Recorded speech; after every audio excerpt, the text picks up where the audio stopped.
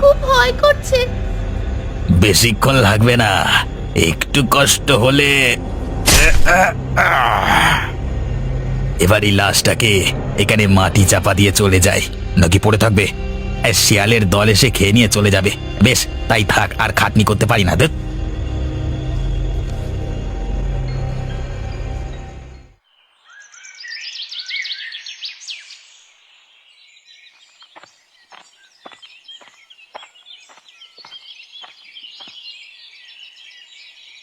আরে কি ব্যাপার, বুড়িমার হোটেলটা বন্ধ কেন? কোনোদিন তো এত বেশিক্ষণ বন্ধ থাকে না হোটেলটা, তাহলে আজকে কি ব্যাপার হলো? কি ব্যাপার জগা? এখানে দাঁড়িয়ে দাঁড়িয়ে কি এত ভাবছিস? না, ভাবছিলাম যে আজকে বুড়িমা আর তার নাতনি এখনো পর্যন্ত তাদের হোটেলটা খোলেনি কেন? কি হলো, তুই হাসছিস কেন এভাবে? ওরা আর কোনোদিন হোটেল খুলবে না। কেন হোটেল খুলবে না কেন? কারণ ওরা দুজন আমাকে হোটেলটা বিক্রি করে দিয়ে অন্য জায়গায় চলে গেছে। তাই নাকি? কবে হলো এ কাণ্ড? কই আমরা তো কিছুই জানি না। আরে যা হয়েছে সব গোপনে হয়েছে আমার সাথে, লোকজনকে জানতে দেব কেন আমরা? না, সে না হয় হলো, কিন্তু হোটেলটা বিক্রি করে দিয়ে একেবারে চলে গেল কেন এখান থেকে? আরে ওর শহরে একজন কে থাকে না, সেখানেই চলে গেল দুজনে মিলে। এখানে তো দেখবার ওদের কেউ নেই। একেবারে এমন গোপনে গেল, আমরা কিছুই জানতে পারলাম না। আরে আমি বললাম তো গ্রামের সবার সাথে দেখা করে যেতে, কিন্তু বললো কি তোর সাথে দেখা করলেই হবে, মানে আমার সাথে আর কি। তা কারোর সাথে দেখা করবার প্রয়োজন নেই আমাকে ছাড়া, তা আমি আর কি বলবো বল? তা আগের মতো খাবার দাবার সব পাওয়া যাবে তো নাকি? হ্যাঁ রে হ্যাঁ, একদম রাত পর্যন্ত মাংস ভাত পাওয়া যাবে আজকে হোটেলে। তবে দামটা হয়তো একটু বেশি পড়বে, কারণ আমি একটু ভালোভাবে রান্না করব তো। আচ্ছা ঠিক আছে, তুই তাহলে রান্না করে রাখ, আমি রাত্রিবেলা এসে না হয় খেয়ে যাব, কেমন? ব্যাস, এইভাবেই ধীরে ধীরে গ্রামের মানুষের মাথাগুলো খেয়ে নিতে হবে, তাহলেই হবে। আর কোনো জায়গায় বেশি মাথা ঘামানোর কোনো প্রয়োজন নেই।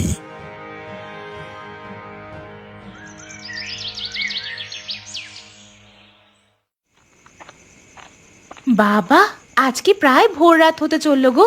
আজকে একটু বেশি খাটাখাটনি হয়ে গেল অফিসে। কি আর করবে, বছরের শেষের সমস্ত প্রোডাক্টের হিসেব খালি করে দিতে হবে। কিন্তু খিদেটাও তো পেয়েছে, এখন অন্য কোনো দোকান খোলা পাবো কি? আরে ওই দেখো, ওইখানে একজন বুড়ি মতো মহিলা দাঁড়িয়ে আছে, তার খাবার ঠেলা গাড়ি খুলে।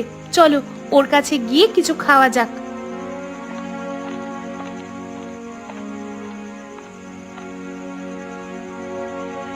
তা কি খাবার আছে গো বুড়িমা? মাংস আর ভাত আছে, দেব নাকি? এই প্যাকেট করে দিতে বলো, বরং ঘরে গিয়ে খাওয়া যাবে। এখানে এত ঠান্ডার মধ্যে দাঁড়াতে পারছি না। তাই নিয়ে যান, আপনাদের প্যাকেট করে খাবার দিয়েই আমি চলে যাব। আমার নাতনিটারও খুব শীত করছে। সত্যিই তো, এত শীতের মধ্যে বাচ্চা মেয়েটাকে নিয়ে দাঁড়িয়ে আছেন। গরম খাবার আছে, গিয়ে খেয়ে নেবেন, কেমন? কত পয়সা দেবো আপনাকে? পয়সা দিতে হবে না, আপনারা এখন আসুন, আমরা যাই।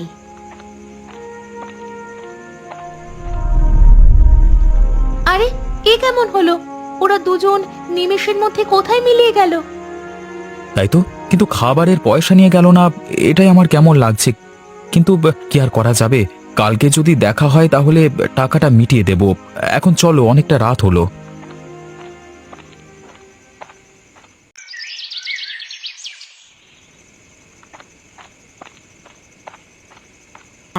আমার হাতের রান্না ভালো লাগেনি বুঝি? আজকে মাংস ভাত নিয়ে যাবে না? আরে এই তো মাত্র এখানে কেউ ছিল না, তোমরা হঠাৎ কোত্থেকে এলে? ওরে বাবা রে, এরা কারা? পালিয়ে চলো, পালিয়ে চলো এখান থেকে, না হলে আমাদেরকে মেরে ফেলবে। পালাস না বাবারা, আমার হাতের রান্না খেয়ে যা।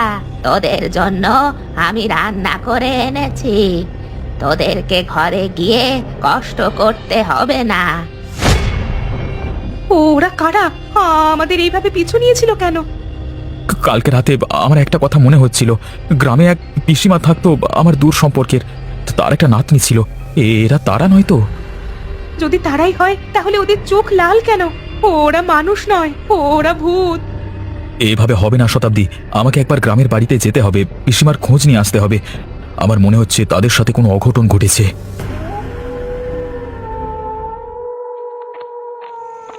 কালকে হয়তো আমি ভুল দেখতে পারি, কিন্তু আজকেও একবার দেখে নেওয়া দরকার যে আমি ভুল দেখেছিলাম কিনা।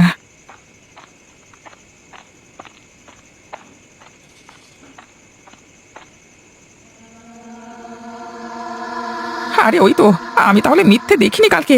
আজকেও ধোঁয়া উঠছে এবং খাবারের গন্ধ আসছে। হ্যাঁ হ্যাঁ, এই সেই বুড়িমার মাংসের গন্ধ। আরে ভেতরে কেউ আছো?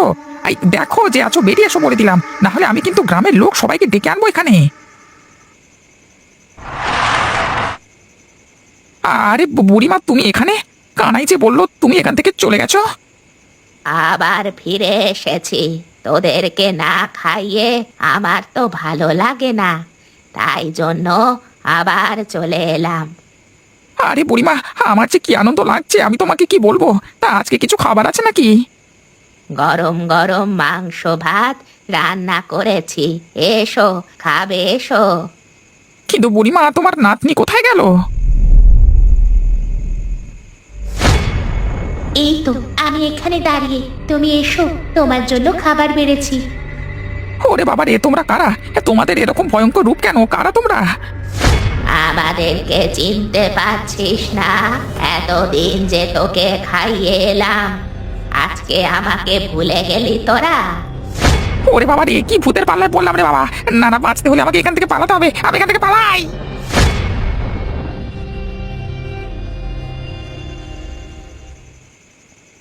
তুমি আমাকে যেতে দিলে না কেন গ্রামে? শোনো, এইভাবে তাড়াহুড়ো করা ঠিক হবে না। কেউ তো আমাদের ভয়ও দেখাতে পারে, বা আমাদের উপর হিংসা করে যদি কেউ এরকম করে। কিন্তু আমরা নিজেরা কাজ করে নিজেদের পেট চালাই, এতে লোকের হিংসা করবার কি আছে? আমাদের একবার পুলিশে বলতে হবে, তাছাড়া আর কোনো উপায় নেই। কেউ আমাদের কাজ থেকে সরাতে চাইছে। আমরা যে এত রাত পর্যন্ত অফিসে কাজ করি, অনেকেরই তা সহ্য হচ্ছে না। আরে এত রাতে আবার দরজায় ধাক্কা দিচ্ছে কে? ওরা নয়তো আবার যারা আমাদেরকে ভয় দেখাতে চাইছে? দাঁড়াও, দরজা খুলো না, চুপচাপ থাকো। ওরা সাড়া না পেলে চলে যাবে। আমার নাতনিকে খুঁজে দে, আমি আমার নাতনিকে ছাড়া থাকতে পারছি না। ওই দেখো, এই গলা আমার চেনা, এটা সেই পিসিমার গলা। সরো সরো, আমাকে দরজাটা খুলতে দাও। এ কি, তুমি ঘরের মধ্যে এলে কি করে? আমার নাতনিকে আমার কাছে ফিরিয়ে দে, ওরা আমার নাতনিকে কেড়ে নিয়েছে। কে কেড়ে নিয়েছে? তুমি কার কথা বলছো? আমার নাতনি গ্রামে কোথায় আছে আমি তা জানি না, আমি খুঁজে পাচ্ছি না, তুই খুঁজে দে আমার। দেখলে আমি তোমাকে কি বলেছিলাম? ওগো ওগো, এই যে ভৌতিক ব্যাপার, তোমার কি একা ওখানে যাওয়া ঠিক হবে? আমাকে যেতেই হবে, ওখানকার ঘটনা আমাকে জানতেই হবে।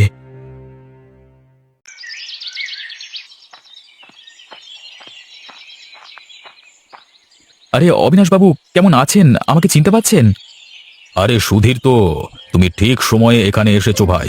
এদিকের ব্যাপার স্যাপার ভালো নয়। কেন, কি হয়েছে অবিনাশ বাবু? আমার পিসিমা কেমন আছেন? সে কি, বুড়িমা আর তার নাতনি তোমার কাছে যায়নি? তাহলে তারা গেল কোথায়? তার মানে ওরা আমার কাছে যাবে কেন? কানাই তো বলল ওকে হোটেলটা দিয়ে নাকি বুড়িমা আর আঁচল শহরে চলে গেছে কার কাছে। আমরা ভাবলাম তো তোমার কাছে গেছে, কারণ ওর তো আপন বলতে একমাত্র। অবিনাশ বাবু, আপনাকে একটা কথা বলি, আমি গত কয়েকদিন রাতে আমার পিসিমার ভূত দেখেছি। তাহলে তুমিও দেখেছো? আমাদের সাথে কি হচ্ছে বলো তো? কেন, তুমিও কি তাহলে?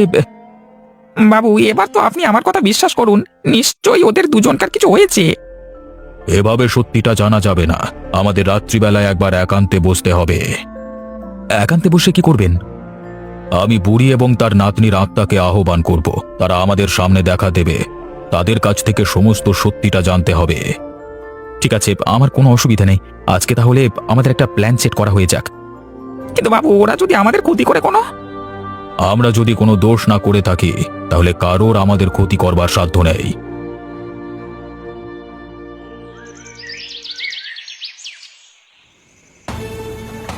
সালা আমাকে সন্দেহ করছে। আমাকে যা হোক করি হোক ওই জগাকে রাস্তা থেকে সরাতে হবে। ওই সালার রাতের বেলা এখানে ওখানে ঘুরঘুর করে, আমার হোটেলের দিকে নজর রাখে, আমি ওকে ছেড়ে কথা বলবো না। নিজের পাপ ঢাকা দিতে আর কতজনকে হত্যা করবি তুই? কে কে কথা বললো? কে কথা বললো? কে? আমি। তোর পাপের শাস্তি তোকে পেতেই হবে। তুই যেভাবে আমাকে মেরে কেটে ফেলে মানুষকে খাইয়ে দিয়েছিস, সেইভাবেই আমি তোকে কেটে কুকুর শিয়ালকে খাওয়াবো। তুমি এখানে কি করছো? ওরে বাবা, তুমি এখানে কিভাবে এলে? তোকে যতক্ষণ না তোর পাপের শাস্তি দেব, ততক্ষণ আমি এখান থেকে যাব না। তাই নাকি? তাহলে এটা শুনে রাখ, আমি তোর শখের হোটেলটাকে জ্বালিয়ে দেব। না, এই কাজ করিস না। আমি তিলে তিলে এই হোটেলকে গড়ে তুলেছিলাম। এই হোটেলটার তুই কোনো ক্ষতি করিস না। তাই নাকি? তাহলে আমার সামনে জীবনে কোনোদিন আসবি না। আমাকে শেষ করবার ইচ্ছা মাথা থেকে সরা, আমার চোখের সামনে থেকে দূর হয়ে যা। আমি এতক্ষণে বুঝতে পারলাম, যদি কাউকে ভয় পাওয়া হয় তাহলেই সে মাথায় চড়ে বসবে, ভয় না পেলে কিছুই হবে না।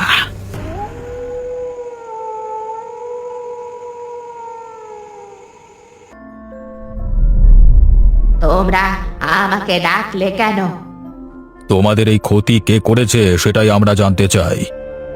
ওই কানাই আমাকে আর আমার নাতনিকে শেষ করেছে।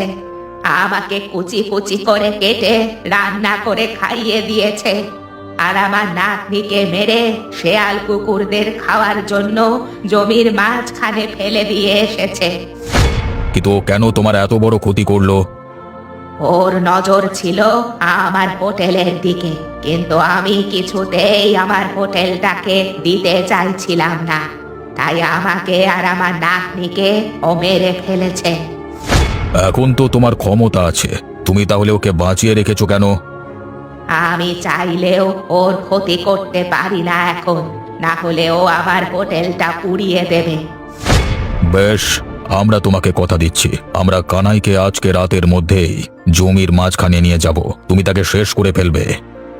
বেশ, আজকে তাহলে আমি তোমাদের জন্য অপেক্ষা করব মাঠের মাঝখানে। কিন্তু ওকে আজকে মাঝ মাঠে আনবেন কি করে? আমার একটা পরিকল্পনা আছে, তার জন্য সুধীরের সাহায্য প্রয়োজন। আমাকে কি করতে হবে? সে তো বডি, আমরা যে মাঠের মাঝখানে চলে এলাম, তা কোথায় লুকানো আছে সে সম্পত্তি? হ্যাঁ,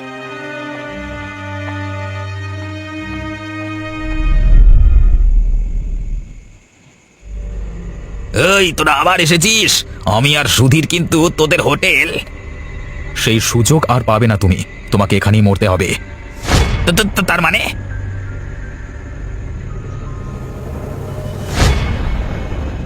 অনেক কষ্ট দিয়েছিস আমাদেরকে, আজকে তোকে মেরে এখানে ফেলে রাখবো। তোর শরীরটা শিয়াল কুকুরে চিবিয়ে খাবে। এই লাগছে।